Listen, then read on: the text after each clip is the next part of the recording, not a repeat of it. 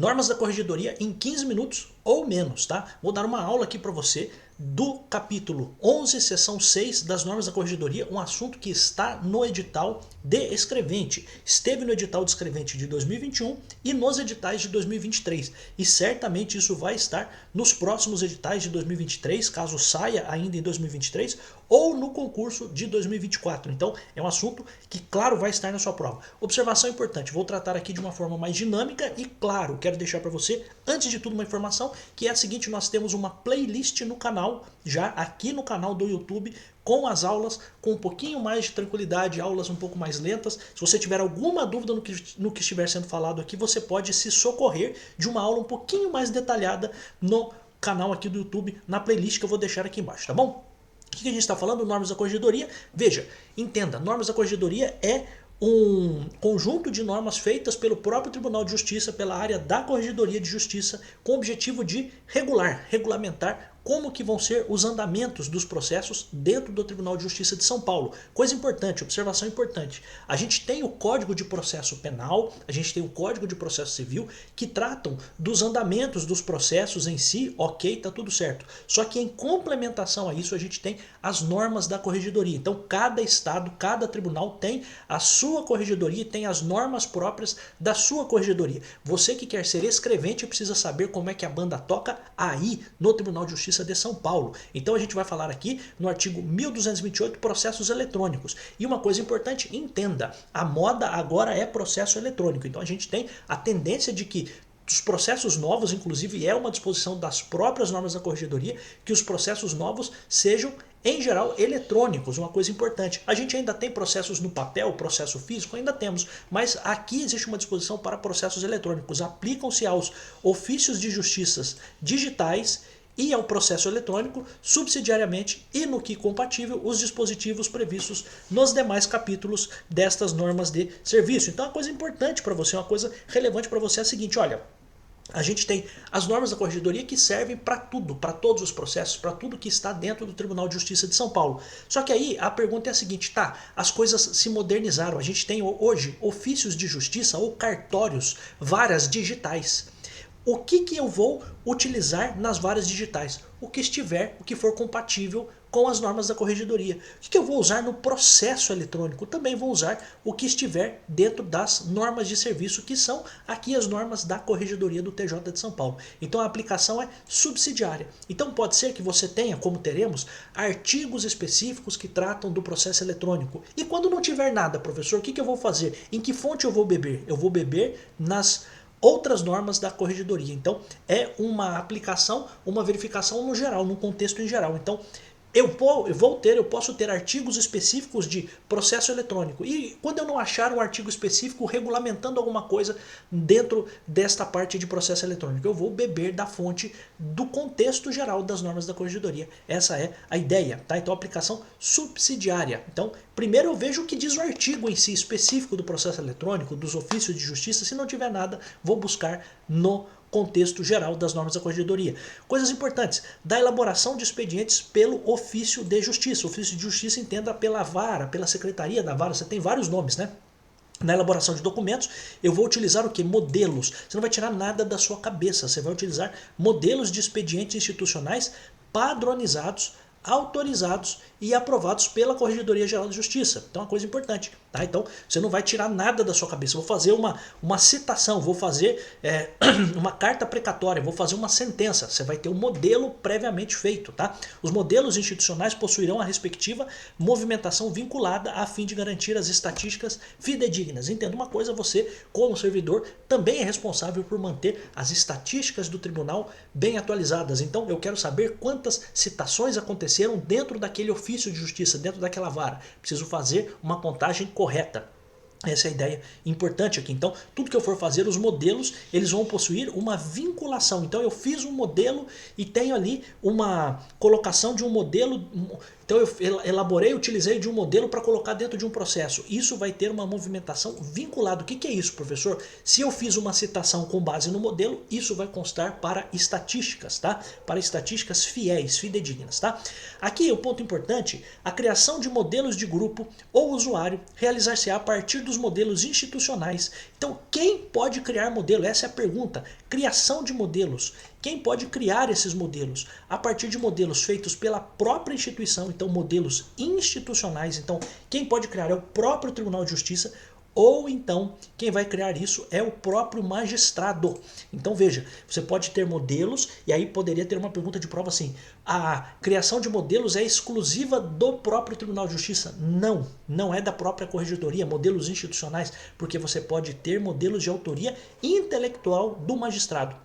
Então você trabalha lá na terceira vara civil de Taubaté. Pode ser que o juiz da terceira vara civil de Taubaté faça um modelo de alguma coisa. Então esse é o ponto. Então quem pode criar os modelos? Modelos institucionais e também modelos que o próprio magistrado, o juiz, pode fazer, certo? E onde, quando eu posso fazer modelos? E aqui eu aconselho que você de fato guarde. Por quê? Onde está o grande ponto de perguntas aqui para concurso? É colocar alguma coisa que não está aqui. Então ele pergunta assim, olha, é possível criar modelos para ajuizamentos, para atos ordinatórios, para autos, para cartas precatórias, para certidões de cartório, etc. Então veja, você tem diversos tipos de assuntos aqui para os quais você pode ter modelos. O que eu aconselho que você faça? Nós temos aqui um total de 18, né? Então você tem, por exemplo, termo. Então, por exemplo, um termo de juntada, termo de audiência, setor técnico psicologia, setor técnico assistente social. Então, por exemplo, você tem um processo que tem um estudo feito pelo psicólogo, você tem um processo que tem um estudo feito pelo assistente social, as sentenças. Requerimentos. Então, por exemplo, a pessoa vai fazer um requerimento para parcelar uma dívida, vai fazer um requerimento para ter acesso aos autos, tá? Ofícios, mandados, outros, formais. Aqui formais, entenda formais de partilha, né? É um dos formais, né? Então, qual é a ideia aqui? O que eu sugiro que você faça? Que você pense e tente, vamos fazer isso quando se aproximar o concurso, nós vamos fazer questões dizendo o seguinte, olha, os modelos podem ser, são permitidos, ou é permitida a elaboração de modelo para tais e tais assuntos. E aí você coloca o que de fato poderia estar com o modelo. E aí você poderia ter a questão assim, é permitida a criação de modelo, salvo para, e aí você vai ter uma exceção, porque tem um monte de assunto aqui que está na lista do que se permite fazer modelo. Qual é o ponto importante? Recomendo muito que você leia. O que chama atenção aqui, né? Decisões podem ser feitas por modelo. Isso aqui, para fins de concurso, chama bastante atenção. Despachos também, editais, chama muito atenção. Isso aqui, ó, requerimentos. Então, requerimento de pessoas do povo que vão lá no fórum fazer um requerimento, tem um modelo. Sentenças também é um negócio que chama atenção. Esses dois termos aqui, ó, termo normal, né, e termo de audiência, tá? Também são importantes aqui, tá? Veja, o que está no parágrafo 2º não me parece que tem assim grande interesse para fins de concurso, porque isso aqui é o que você vai fazer quando estiver trabalhando. E aqui, veja, isso é um assunto que não me parece ter muito interesse para o concurso. Então, quando você vai, por exemplo, configurar o modelo de grupo ou modelo de usuário, então, por que é modelo de grupo? Um certo tipo de assunto vai ser tratado por um modelo ou um certo tipo de usuário. Então, você tem lá, por exemplo, certos tipos de servidores que vão trabalhar só num ponto, só num assunto. Veja, o ofício de justiça vai ali fazer os preenchimentos. E aqui tem um ponto importante, né, que me parece relevante para fins de concurso. Na aba assinaturas, o agente que vai assinar o documento. Então aqui me parece um ponto relevante e interessante para fins de nós olharmos aqui esse parágrafo primeiro para fins de concurso. A única coisa é que nesses modelos você precisa ter um espaço para a colocação da assinatura, que me parece óbvio, mas como óbvio não existe para concurso. É importante que você saiba disso. O parágrafo 2º fala em relação às cartas rogatórias. Eu vou seguir um outro tipo de procedimento, porque não sei se você se recorda, a carta rogatória é aquele procedimento para comunicar uma pessoa fazendo uma citação ou uma intimação para uma pessoa que está fora do país, no lugar que eu sei, onde é um lugar conhecido, mas essa pessoa está fora do país, então eu preciso seguir uma diretriz específica das cartas rogatórias. Então é um ponto relevante aqui para a gente, com uma observação, né? Com um ponto importante aqui. Eu posso fazer um modelo de carta rogatória, e aqui poderia estar a pergunta do concurso. Eu posso fazer um modelo de carta precatória ou de carta rogatória, só que isso que eu vou fazer também precisa seguir o que está previamente estabelecido no procedimento do artigo 131, que por enquanto a gente não vai ver, mas esse é um ponto importante. O parágrafo 3º, sempre que cabível, a fim de possibilitar o trabalho em lote e filtro nas filas de trabalho pela serventia judicial, deverão ser utilizados modelos de grupo, que conterão obrigatoriamente as seguintes características.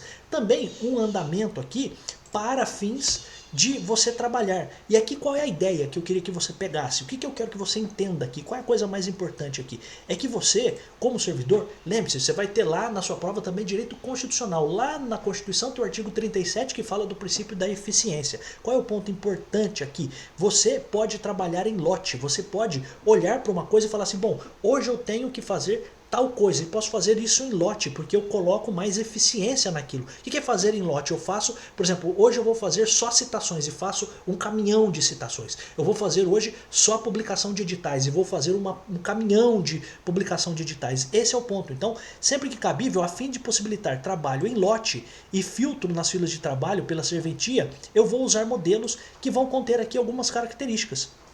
Então, esse é o ponto. Então, qual é o objetivo de eu fazer um modelo? Por que eu faço um modelo?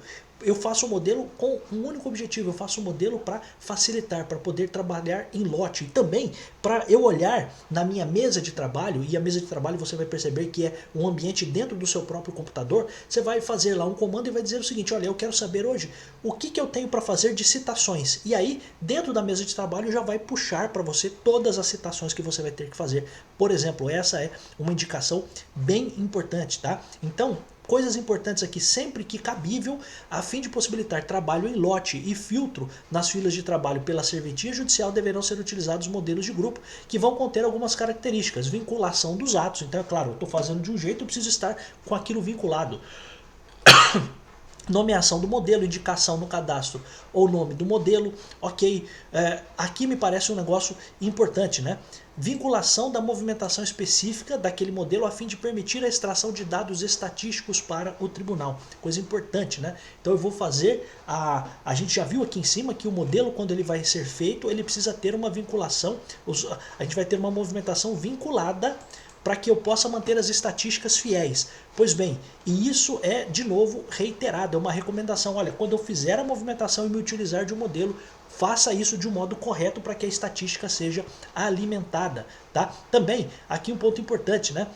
Vinculação dos atos de encaminhamento aos portais de intimação eletrônica, tais como o Ministério Público, Defensoria Pública. Então, se eu sou um escrevente que vou mandar um processo para o Ministério Público, para a Defensoria Pública, para a Fazenda Pública, preciso fazer a vinculação do encaminhamento aos portais. Então, eu vou mandar, o Ministério Público é intimado atualmente por meio de um portal, a Defensoria Pública também, a Fazenda Pública também. Então, é claro, existe todo um detalhamento disso lá no processo civil, que a gente pode ver mais adiante, ou se você quiser, pode entrar nos vídeos aqui que a gente trata disso, mas também é um ponto importante, eu preciso estar, quando eu mando o processo para o MP, para o Ministério Público, para a Defensoria Pública, para a Fazenda Pública, eu preciso ter ali uma indicação fiel do que eu estou fazendo. Esta é a ideia mais importante aqui. E o 1239 fala que o juiz somente lançará no documento, e aqui está um ponto, né? Somente, né? Esse somente chama muito atenção para concurso. O juiz somente lançará no documento assinatura eletrônica, mesmo que o ato deva ser praticado. Então o juiz somente lançará no documento assinatura eletrônica, mesmo que o ato deva ser praticado junto à unidade judicial ou extrajudicial de outro estado da federação. Já vi perguntas até em simulados com relação a isso. Então um juiz precisa assinar um documento que vai ser mandado, um juiz do estado de São Paulo vai mandar um documento para um outro fórum de um outro estado. Ele precisa assinar no papel? Não, ele pode fazer e ele deve fazer apenas a assinatura eletrônica. Essa é a ideia, sabe por quê? Qual é o ponto importante? O juiz vai olhar lá naquilo que ele tem para fazer, ele vai ver tudo que ele tem para assinar, já assina tudo de uma vez também, faz isso em lote também, essas assinaturas em lote. Esse é um ponto muito importante para a gente. Então esse é um assunto bem relevante aqui para o nosso concurso. Então, questão de concurso que poderia sair daqui, fulano de tal é juiz, etc e tal, precisa assinar um mandado para ser cumprido em outro lugar, no outro estado da federação. Ele precisa assinar no papel, precisa assinar em mãos? Não. Basta a assinatura eletrônica, mesmo que isso tenha que ser cumprido fora, em outro estado da federação. Essa é a ideia importante, tá? A subseção 5ª, do cumprimento das ordens judiciais, aqui é uma decorebinha. Por quê? Porque isso aqui já vi cair também quando você inverte, né? Então, nos ofícios de justiça onde implantado o fluxo por atos, o cumprimento das ordens se dará pelos subfluxos de documentos. Só guarde isso. Então, fluxo por atos, subfluxo de documentos. Então, FASD, né? É a coisa bobinha, né? Fluxo por atos, subfluxo por documentos. Só isso. Professor, não entendi muito bem. Não tem problema. Para agora, para o seu concurso, isso é o mais importante. Fluxo por atos. Vai ser feito o cumprimento por subfluxos de documentos. Só isso, tá? Última coisa aqui, já deu 15 minutos, mas vou passar só um pouquinho para a gente terminar isso aqui, da expedição de mandado de levantamento. Professor, o que é mandado de levantamento? Mandado de levantamento é uma autorização que o juiz dá para que a pessoa possa levantar, retirar um dinheiro que está numa conta judicial. Essa é a ideia. Então, mandado de levantamento é o dinheiro que está na conta. Se você olhar, se você perceber, em todo o fórum tem um banco lá dentro. Aquele banco é o banco oficial, é o banco em que os valores relacionados, vinculados àquele juízo, vai manter ali o montante de dinheiro. Então, é aquele banco responsável por administrar o dinheiro que está ali depositado. O cara pagou pensão, depositou em juízo, vai retirar lá naquele banco. O cara pagou uma fiança, vai depositar naquele banco e assim por diante. Qual é o ponto importante? As pessoas por vezes ganham o processo e querem retirar esse processo. E cara, o cara que quer retirar um dinheiro, ele tem pressa. Por isso que os processos que se encontram na fase de expedição de mandados de levantamento, essa é uma ordem que o juiz vai dar para que o banco libere o dinheiro para a pessoa, serão encaminhados para a fila aguardando análise de cartório urgente. Por quê? Porque dinheiro é urgente. Então qual é a ideia importante aqui para a gente? Mandado de levantamento tem a ver com dinheiro que vai ser retirado de contas judiciais. Então, para a pessoa que tem o direito de fazer essa retirada. Então, expedição de mandado de levantamento.